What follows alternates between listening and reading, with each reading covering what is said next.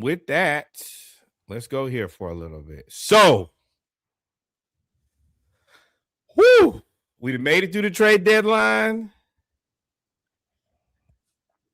The Atlanta Hawks have a roster that will not change. After today, it won't change. Today was the last day for players to be signed to two-way contracts. I think we got Koloko, and I can't remember who else we have on two-way contract, but that's it. This will yeah, definitely. But this will be the roster going forward. This is what the team will look like. We've won 4 games in a row, dating back to last week when we beat Brooklyn in a game that was relatively disappointing to me, but we got it done. Ever since then, we've looked like a new team. Last Tuesday, we beat the Washington Wizards 119-98. This was the original. Nope. Did not mean to do that. Flamingo. Right. There we go. And then this was the original Kuminga game. I am going to shout out Lil Boosie. He and I were the first people to be like, well, if y'all don't want him, we will take him. And that was on April 18, 2025. On Tuesday, February, whatever that was, 2026, he gave us 27 points, 7 rebounds, 4 assists, 2 steals, 9 of 12 shooting. He missed 3 shots for the game and scored 27 points. That is cooking. This was against a Wizards team that nobody played on. And I do want to temper the expectations, but I can confidently say that we would not have gotten this out of Kristaps Porzingis. I feel very convicted in saying that there ain't no way in hell we would have got it. And then if we would have got it for 1 game, you would have played for 11 more games. So I appreciate Kristaps Porzingis as being a vehicle to get rid of the terrible Terrence Mann contract, and I'm going to say that every week because Terrence Mann don't play on that Nets team, and he is terrible. Awful. I appreciate Kristaps. I don't think he's terrible. I just think he's not worth the contract. He's I don't know what it. Not at $14 million. So this was game 1. I'm not going to spend as much time as I typically do on breaking down each one of these games because these games are what I consider glorified practices. The Wizards don't have anybody. They don't really have any bigs. They're not trying to play anybody. Well, they were not trying to play anybody. And they're just letting their young guys really go for it. It was a chippy game or two. Reggie's boy played really well. Will Riley's went 7 of 8. I can't lie. I am a big fan of his. But overall, we just whooped the Wizards' ass. Game 1. Then, shout out to the schedule, played them again on Thursday. This was the CJ McCollum, Corey Kispert revenge game. CJ went for 25 points, 6 rebounds, 3 assists. Corey Kispert, career high, 33 points, 6 rebounds, 6 3-point made. And he made 4 of them. First 5. Yeah. Was it first 5? He couldn't miss at first. I told y'all, and I think that this is actually a pretty good comparison. Corey Kispert also getting paid $14 million. I think way more of Corey Kispert at $14 million than Terrence Mann at $14 million. And I know that everybody doesn't love Corey Kispert because his defense is not great, but he is a shooter. He is physically a little bit more imposing. He ain't afraid. I will say he closed out on that 3 though. He might. You might get around him. Right. He gonna close out on a 3. He's sneakily athletic. He will try to dunk on you.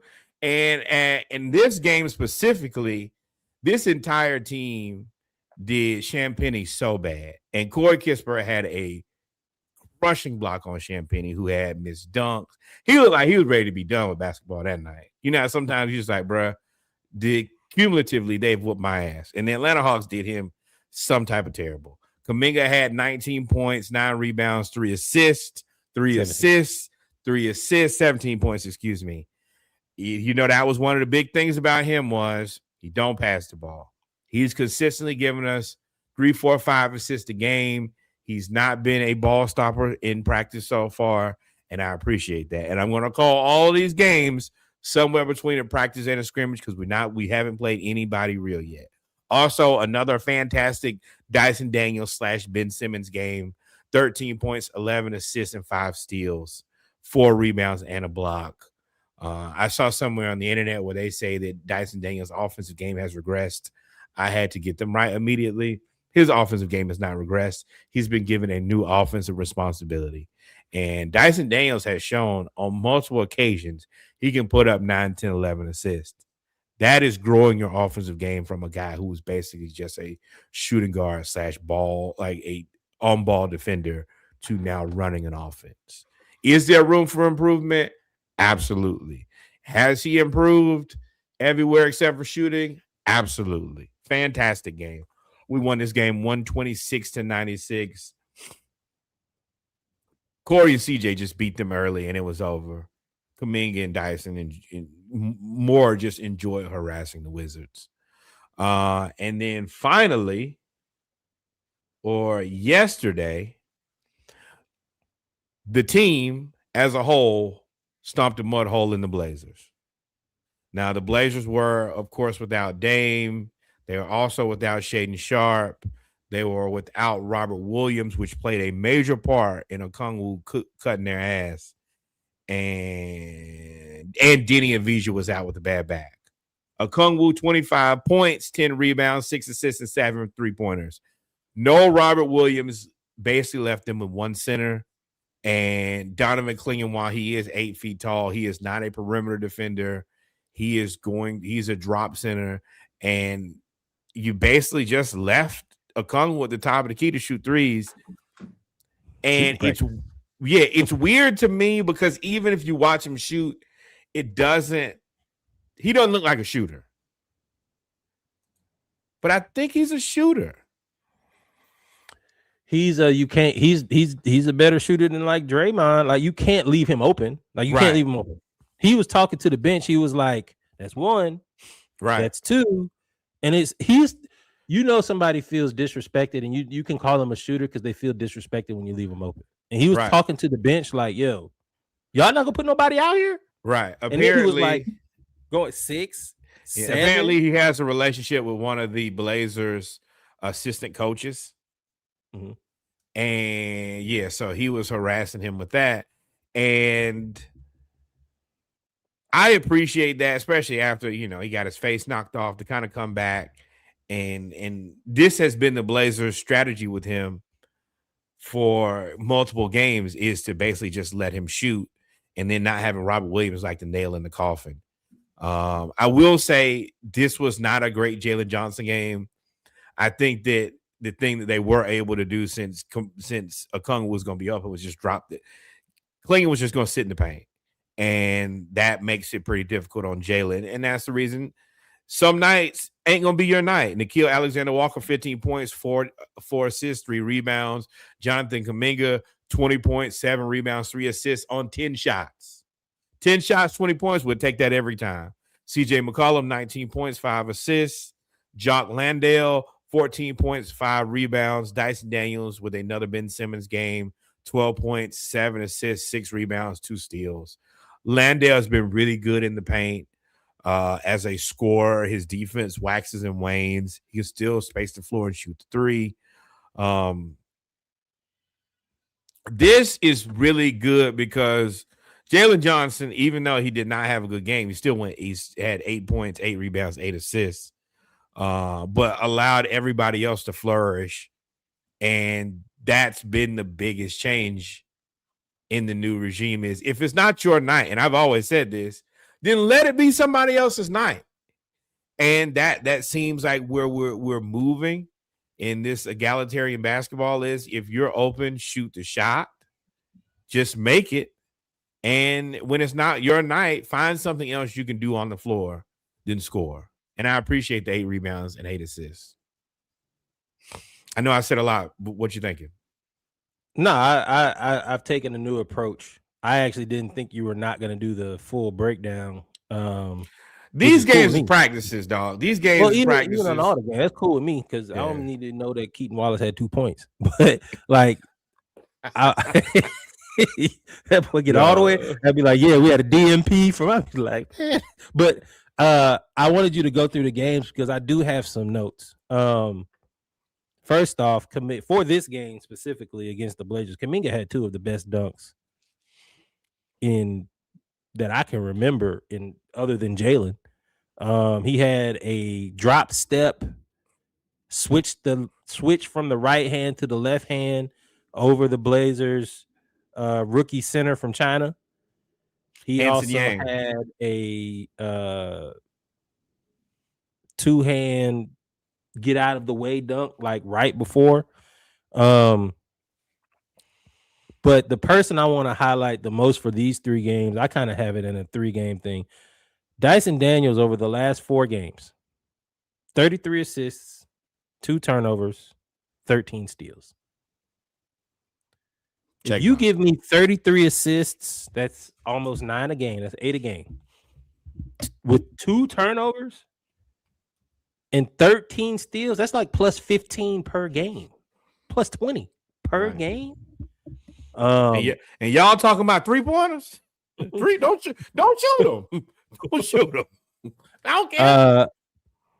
And for me, I don't know if his offensive game will come around this year, but I see Dyson Daniels being like the next in this offense. And I don't know if Quinn will be our coach, but the way that he plays being on, he's going to be the next guy that spams triple doubles. He's Ben Simmons, be the Westbrook. Just a smaller Ben Simmons, version. Russell Westbrook. Westbrook may get you 30, 20, and 20. That ain't gonna happen with him. His triple double is gonna be like 12, Draymond triple doubles. You're right. It's gonna be 12, 10, 10, 10 because there's so many places that he can distribute the ball and he's figuring it out. But also he lives in the paint. Like in this game, he's finally, if you're seeing it's no more 4-point games, it's like 12, 14, 10 because he's gotten the floater back. So once he adds shooting the open shot, then all of a sudden you are in an interesting situation because now you have these 6 people that can all shoot, if assuming that Dyson get there. But even if Dyson can't shoot, Jalen Johnson isn't even on this graphic because Jalen Johnson the past 2 games has had a rough go of it. And that's just part of it. You have different players that are coming in. You're bringing and remember, he also had the little hip flexor. I'm not sure if he's 100% either. So, but that's what I was about to get to next. He was a little banged up and he sat out.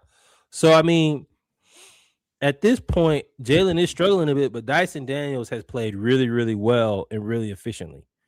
Let's talk about Kuminga's impact so far. To me, well, let me ask you first. What do you think about his impact on the game so far? I want it once again. Y'all know I don't get too high or too low. I want to say this again. We're right now. These have been great practices. We have not played against anything that's a real basketball team. Now, I also think that we are owed that because of how rigorous the schedule was. It's just like everything. The pendulum going to swing each way. I do think I've liked what I've seen. He's physical. He gets downhill. He's not a ball stopper. He hasn't shot a bunch of shots. I think I've only seen 1 or 2 shots like, we don't like that shot. And he's getting to the line a lot. And we haven't really had a lot of guys who can finish through contact in a long time. I mean, even like when we had John Collins, he wasn't really great at finishing through contact. He might get a couple free throws, but he wasn't going to finish. And Kuminga is consistently getting there. At one point, I think first, second quarter, he had 6 or 7 free throws. That gives us a new wrinkle. And I think that eventually it was tough to watch him and Jalen play. I don't think Jalen's 100%, and they've never been on the court together. But I think that's the next kind of thing that can be unlocked is if you can play him and Jalen at the same time. But even right now, if you're just going to guarantee me that either Kuminga or Jalen Johnson will be on the floor, I think that whoever else is on the floor should be thrilled. Yeah, for me, I agree with a lot of the points you said. I don't think he belongs on the bench. And again, yes, Jalen has been struggling and he's been hurt. But again, I don't think he belongs on the bench. I like as much as his impact is on the court, I've noticed a few things off the court and just from the way that he plays, kind of his intangibles is something that you can tell that he appreciates playing. Like, just, hey, I get to play again and I get to play in a new situation.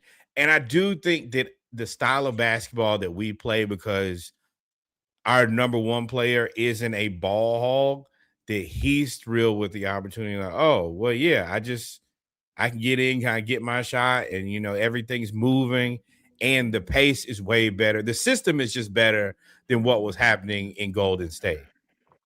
Right. Well, so that's what I was getting to. His intangibles. So he's coaching up Zachary Risch, who has been he's had a sophomore slump. And although he's had a sophomore slump, I've noticed since Kuminga has played and they've been playing kind of together more, is Risch is doing a lot of the little things. So one, Risch is wildly athletic. He's way more athletic than I gave him credit for. I think with Kuminga helping him out, I think Risch should go to the bench, and I think Kuminga should be the 3, and I think that'll probably be the overall plan. But also, the way that Kuminga plays, you can tell that he's more used to a free-flowing offense, and as much as we talk about Steve Kerr not developing, the style of basketball that they play translates with him. He's at the top of the key. He's telling players to go. He's moving players out of the way. He's directing traffic, trying to get people to move, and he doesn't hold the ball. I think he did it twice, and one of them was a grenade where they gave him the ball with 4 seconds left. So to me, his impact to me, if he can get Zachary Risch to accept coming off the bench and keep his confidence up, because he's been there. He's like, bro, I can do this. I was doing this when I was in Golden State. They just didn't play me. I think that could be profound. And you're right. I would love to, and that's the next step, is to love to see him on the court with Jalen. I think for him to see him on the court with Jalen, we have to figure out a way to get him to play off the ball. Good point, Kev. Yeah, he did learn a lot from Draymond. You're right. Play off the ball. And Jimmy. Like, those are two guys who are real basketballers. I mean, still, even if you don't like Steve Kerr, the Golden State Warriors they're good at basketball. And the process of basketball, and you're watching the greatest shooter of all time up close and personal every day. You're watching a basketball savant in Draymond Green.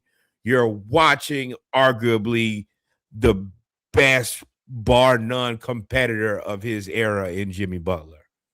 Yeah, that's a great group to sit with every day and create rage.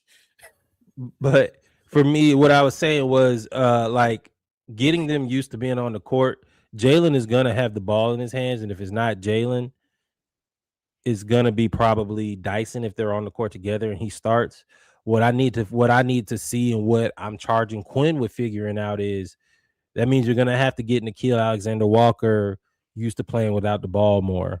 You're gonna have, because there's only so much dribbling you can do.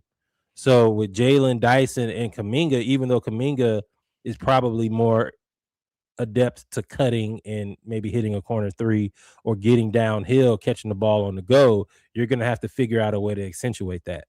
That is something that I'm eager to see, especially for the rest of our schedule. I think we talked about this before. April is, depending on standings and how things play out, could be a gauntlet.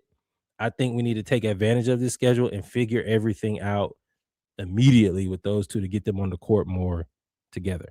I'm actually going to push back and say that I think he's probably better off the bench. It allows us to keep balance.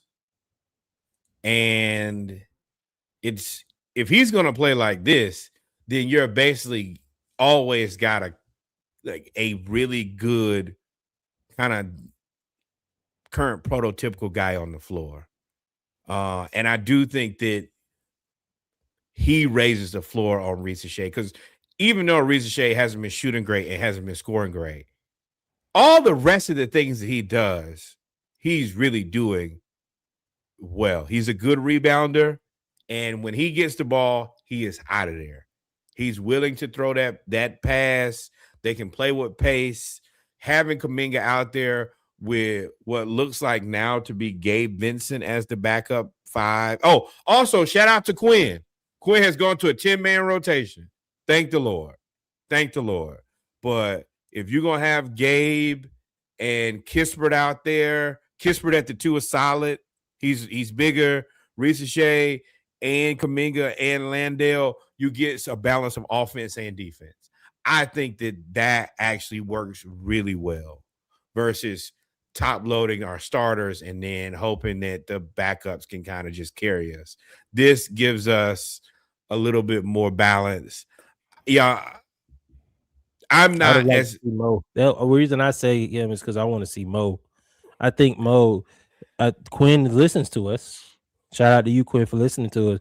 Whenever a team gets going, he put Mo right on in there now. Right. Hey, they went on a run. Timeout. Mo, come on. Fire extinguisher. But I think that he has a unique responsibility. He's like the reliever. Hey, shut this shit down. End it. But outside of that, I think that Kispert's ability to shoot the ball, he's going to lean into that. And Kispert's more expensive at the end of the day. And you're tied to him for 3 more years. So you, to a certain point, you've invested in Kispert, at least in the short term. So it makes more sense to play him.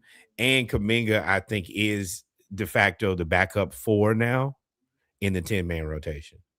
So I mean, we'll see. We can agree or disagree. I just would have preferred. I like Mo. I would have liked to see Mo as the backup 4. And I also would have liked to see the Hawks at the buyout market at least add a point guard. I mean, Tyus Jones just went to. I think that they're happy with. I think that they're happy with Gabe. And I saw Gabe hit the side of the backboard twice in a row. I agree with that, but the other part is Gabe he's a solid point of attack defender. He's let me kind of explain it this way. Gabe is defense, Kispert is offense. Risacher is defense, Kuminga is offense, Landale is offense. Kuminga is actually a little bit of both. Well, Risacher starts. So that's why I think that Risacher is on the bench now. And I think that Risacher and Kuminga off the bench is going to start. Yeah. I think that I ain't the biggest fan of that, but I mean, but to me, it ain't about who starts, it's about who ends the game. And I think he's going to end the game with who are the 5 guys who are playing best tonight. And if you're one of those 5 guys, then get your ass out there and finish the game. If it's not, then like I say all the time, it's not your night. But there's another wrinkle in this because talking about Kuminga, I think that if he continues to play like this through the end of the season, then we're married to him and we definitely pick up the option. Realistically, we probably go ahead and try to sign him to I would assume to be a 3-year contract.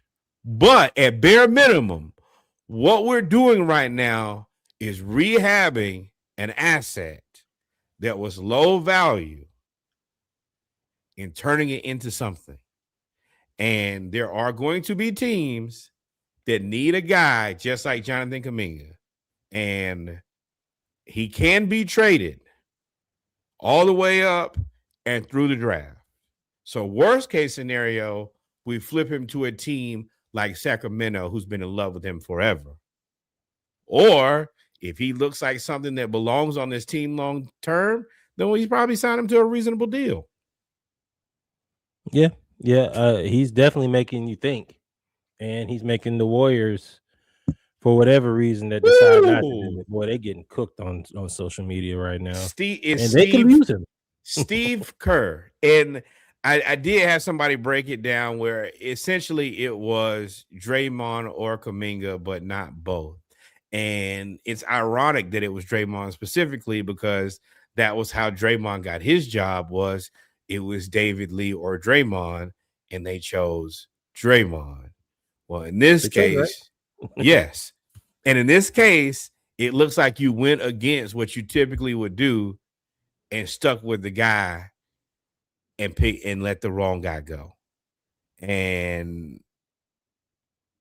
another one man's trash is another man's treasure right now. And I know it's only been a couple practices, but he has started out hot. But I want y'all to, everybody got to sit down and remain calm. I don't want us to get over our skis, as Reggie says. We haven't played anybody competitive. We do come up and play Milwaukee on Wednesday. Giannis is back. With that being said, I don't think that Giannis should play. They got throttled today by 27 points against the Boston Celtics.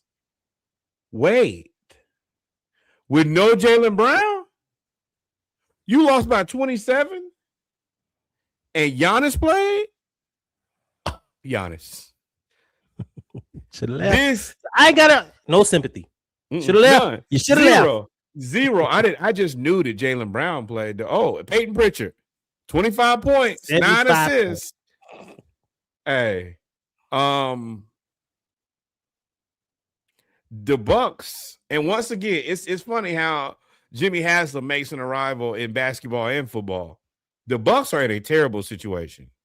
You don't have control of your draft pick, and there's no reason for Giannis to keep playing. I know y'all aren't tanking, but there's no reason for a guy of that age with that injury history to be playing to lose by 27 to the Celtics with no Jalen Brown. No. Giannis is the reason that Glenn is there. So he should have stayed near what's his name? I forgot Adrian Griffin. Yep. So he did that to himself. With that being said, I think it's actually perfect transition for us to talk about. We finally made it back to 500. Oh, how about I say you going for Adrian Griffin to Man City? No. That is the reason that you shuffle the deck sometimes. We made it back to 500. We've been 500 for forever. I mean, we haven't been 500 for forever. We actually have I think what should be a better chance of getting above 500 and potentially getting out of that 9 seed and at least making an aggressive, once again, push to maybe get out of the play-in. I don't know how reasonable that is, but we're going to try. But it does feel good to be 5. It feels good not to be a losing team anymore. I know that it is literally one game, but not being a losing team is a lot. And if we won a couple games and we were a winning team, I know it's not the most games above 500, but every game above 500 is a better feeling than the last one. The game against the 76ers on Saturday will be telling for me because they're the team that is 2 games ahead of us right now in the 6th spot. If we can somehow beat the Bucks, beat them, then you got Mavs, Nets, Bucks before it goes Magic, Mavs, Rockets. Then you got Grizzlies, Warriors. So that's what I was saying. Like, you need to take care of these up until March 25th. The first 3 weeks of March, you need to win the majority of these games because then you go Pistons, Celtics, Kings. And in March, this ain't April, right? So this is when they're going to be trying to close out their position. So you need to win as many points as you can, win as many games as you can. And I believe you're right. I think you can. If you go on a streak, you could definitely get out of the play-in. Right. But and I mean, Miami ain't playing fantastic. Unless they play us. Right. Orlando ain't playing fantastic. Charlotte is still right on breathing down your neck, though. And they're gonna make every 3 they shoot. And they're gonna shoot every 3 that they can. So you can't there is no break. Ain't no and there's no resting on your laurels. But like I said, even going into All-Star, the playoffs have started. And once again, the playoffs are mid-swing right now. Every game matters. You need to play every game as hard as you can. Shout out to that game against the Thunder and the Pistons. That's what it looks like when you have two teams that are trying to win every possession. That is how we need to play. You can't give away games. You can't give away possessions, and you sure as hell can't give away games. I do want to say this, and then we'll talk about him here and again later. But us being 500 is the reason that you trade Trae Young. We're in the exact same position we would have been with him. We have been every other year with him, without him, without the $50 million player option next year. And it looks like the Wizards and him have come to a conclusion. They're going to extend this and they're going to sign him to a contract. This is the reason that you had to make that. You said what? Him and Anthony Davis. That's the pair. But that's the reason you make the move is we still got to the same place without tying ourselves up in a massive contract. And we have financial optionality and a really good draft pick. So there's potential for us to actually move forward without being tied to a massive contract. I know there are a lot of people who, for good reason, miss Trae, wish he was still on the team, etc. But this is kind of the reason that you make that move for those people. I agree. All right, now let's go to the mess. Actually, before we get to the mess, let's get to the good part. Doom da doom da doom doom da doom da doom. But in a surprising strategic partnership, the Hawks and of course the Orlando Magic City Monday is perfect. The Magic City will be sponsoring this game. They will have Magic City hoodies that will already ordered mine. You can order them? Pre-order. Say less. We'll get it. There will be a Magic City hoodie that will be available for the game on March 16th. It has garnered quite a lot of different opinions. I think that the opinion is typically pretty consistent with people who are culturally aware of what Atlanta is, and then people who are not culturally aware of what Atlanta is. One of the people who I saw on the internet was Brendan Haywood. He thought this was terrible. All of this, it was a joke, etc. But the people who are from Atlanta and Atlanta fans have all really enjoyed this. Everybody who I know who's a Hawks fan is like, oh, I need one of these. And I think overall it's fantastic. The rest of it likes money. Whatever you feel don't matter. Let me tell you what's going to happen. They're going to sell out of everything. They're going to sell out of hoodies. They got the matching Pac-Man hats with the Peachtree on there to go with the hoodie. They partner with Peachtree Hoops. The guy that runs that's going to be out of there. They're gonna have special they're gonna have a special performance by T.I. They're gonna have pregame performances, they're gonna have post-game concerts. Let me tell you, y'all can get mad all you want to. Them greens that's gonna be coming through that cash register. Oh yeah. I can tell you right now, if you don't have a ticket, it might be sold out by the end of this week. And it's Orlando. And you about to get all that Orlando money. All the folks from Orlando gonna come up here. They're gonna be right here. Okay. Prior to the game, principal owner Jamie Gertz will make a special introduction.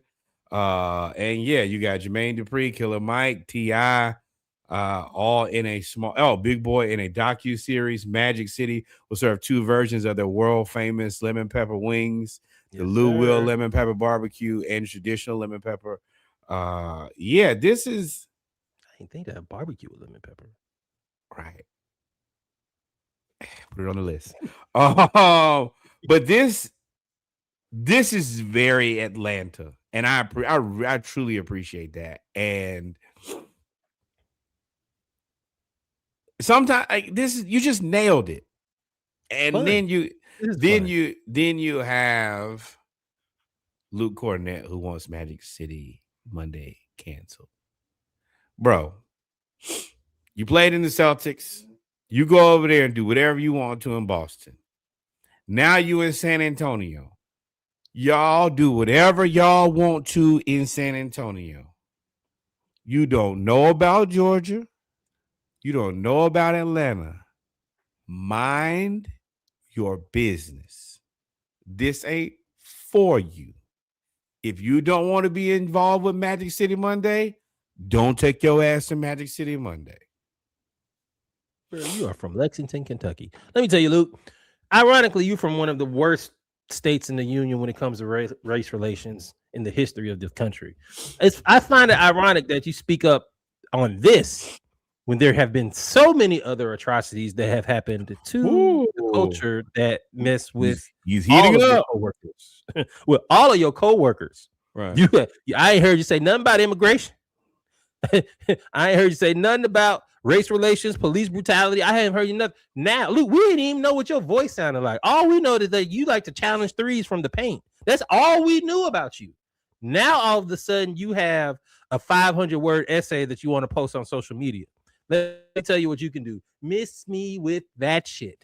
Listen, you don't know what is happening in Atlanta. I can probably guarantee you outside of playing basketball, you've never even been in Atlanta. You probably don't even.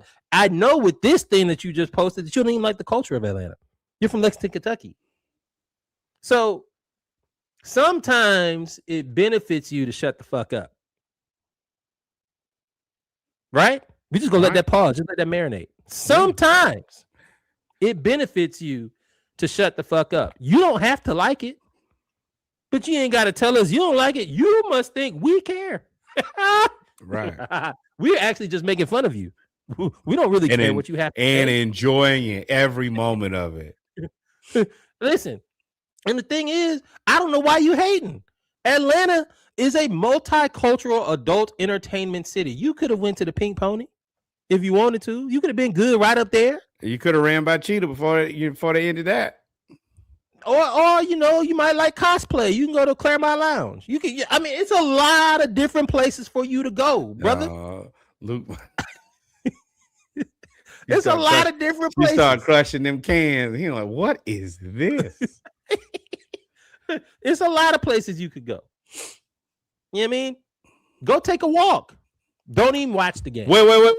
You know where you can go, Reggie? To hell. To hell. You go to hell. You go to hell. You go to hell. And you're right. Dissertations and all time. Nobody cares, Luke. No, not one single person cares. Shut up. Yeah, Luke, tell me how you feel about race relations and the political climate of this country, and then I'll be able to understand what you say, and I'll care about what you feel. Care more about Cop City than Magic City. How about that? Oh, and the crowd goes silent. Moving on to other people who have really chapped my ass. I'm gonna tell y'all. I've spoken to Kevin about this. I had to do a debrief with Reggie about this. Boy, it scared me. That boy called like, you got a second? I need to vent. I said, oh my Lord.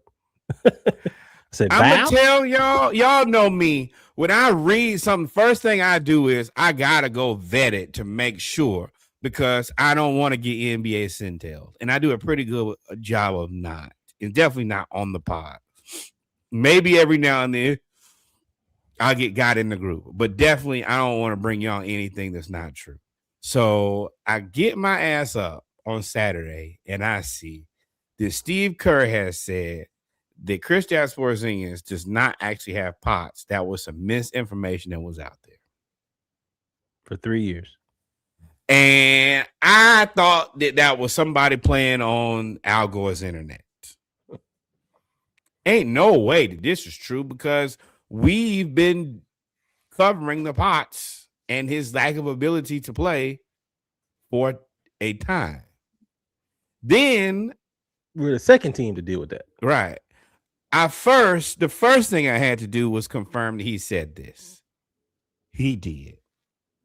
Now I am mad. I am upset. What the fuck you mean? Then I had to go back and figure out where we got POTS from. It was from Kristaps Porzingis. He told us that he had pots. Maybe he was smoking pot. I don't know. But we didn't make that up. Not to mention, why has he, so we just don't know what's wrong with, he just sick? In perpetuity?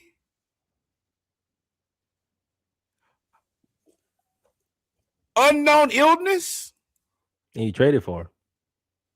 Well, I mean, you traded for the contract. Hold up. No, the trade still, and once again, Kristaps Porzingis for Terrence Mann, even with this mysterious illness that is contagious. I do want to say that part, because he said he had to be away from the team because it was contagious. Now, when Kristaps had the flu and then he got on the plane and I said, hey, we probably shouldn't do this because he's probably contagious, everybody was like, no. That's when the whole damn team got sick too. But now the Golden State Warriors, they fixed their mind that they was going to trade for the man with the mysterious illness that nobody knows about. And remember, Ansi Saleh is a former Golden State Warrior employee. So him and Steve Kerr have a good relationship. So Steve Kerr said he spoke to Ansi Saleh before. They had a whole conversation about this mysterious illness that nobody has a name for. And you still traded for him. Steve Kerr, gather your thing.